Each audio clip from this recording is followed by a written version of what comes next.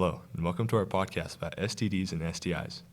Today, we will be talking about sexually transmitted diseases and infections. We will also talk about how they are spread. We will be discussing 3 types of STD.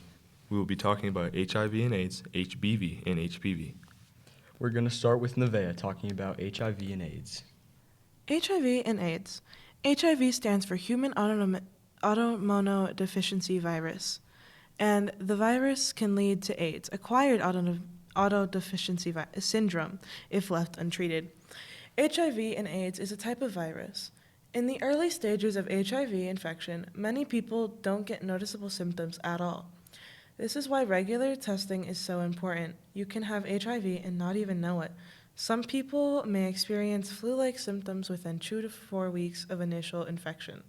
These symptoms include fever, fatigue, swollen lymph nodes, sore throat, rash.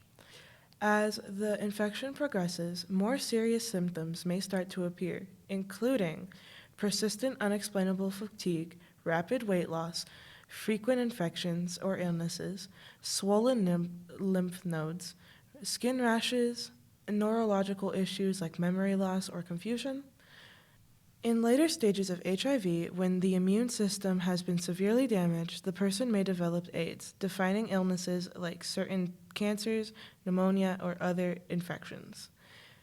HIV can be transmitted through a few different ways, but the main modes of transmission are unprotected sexual contact, sharing needles or syringes, mother-to-child transmission.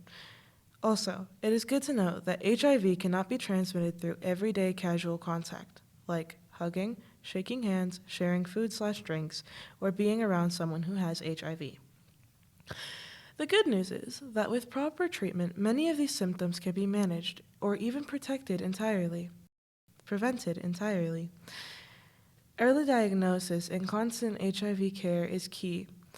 The main treatment for HIV is called antiretroviral therapy, ART. ART includes taking a combination of HIV medicines that work to suppress the virus and prevent it from reproducing in the body.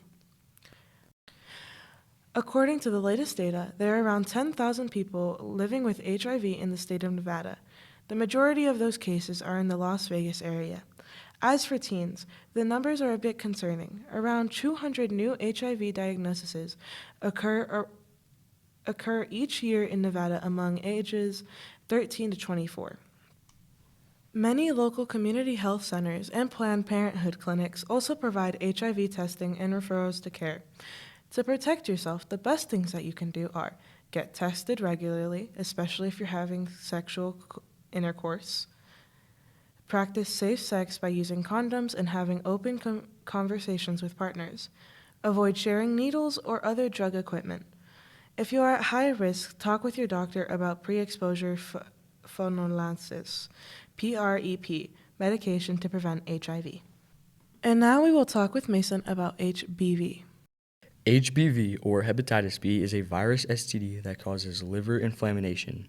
Some symptoms of hepatitis B are dark urine, abdominal pain, loss of appetite, nausea or vomiting, weakness, fever, joint pain, or yellow-tinted skin. HBV can be transferred through infected blood, semen, or other bodily fluids. This can cause liver damage, liver failure, and liver cancer. This can also all result in death. Unfortunately, there's no cure for hepatitis B, but it does, however, go away on its own in 4 to 8 weeks. 9 out of 10 adults can fully recover, although 1 out of 20 adults can become carriers, which means they have it chronically. In 2020, 14 people were diagnosed with hepatitis B in Nevada. There were 20 teens in the U.S. diagnosed that same year. Although there's no specific research and data for Nevadan teens diagnosed with hepatitis B, it's clearly not a lot, given that 0.5% of Americans are only diagnosed with it. Meanwhile, outside of the U.S., there are 300 million worldwide cases, which shows that the disease is much more common outside of the U.S. Some ways that you can prevent getting HBV is to get a vaccine, or use a condom, or just avoid contact in general using abstinence. Now finally, we have Gunnar discussing HPV. Human papillomavirus, HPV, is a common sexually transmitted infection, STI, that affects millions of people worldwide. It is a group of more than 150 related viruses, with some types causing no symptoms while others can lead to serious health issues, including cancer. HPV is primarily spread through skin-to-skin contact, usually through sexual activity.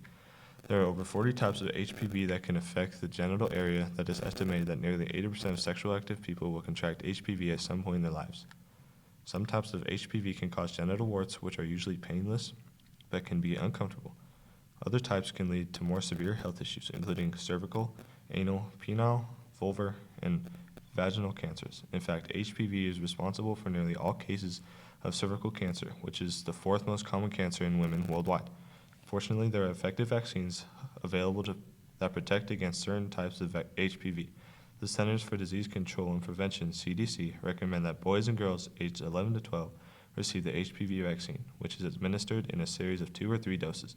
In addition to vaccination, there are other ways to prevent HPV, including practicing safe sex, using condoms, getting regular pap tests for women, getting regular anal cancer screenings for men and women. Early detection and treatment can significantly improve outcomes for people with HPV-related health issues. It is essential to be aware of the risks and take steps to protect yourself and others. That's all we have for you today. Thank you for listening to our presentation, and remember to use protection. Human papillomavirus, HPV, is a common sexually transmitted infection, STI.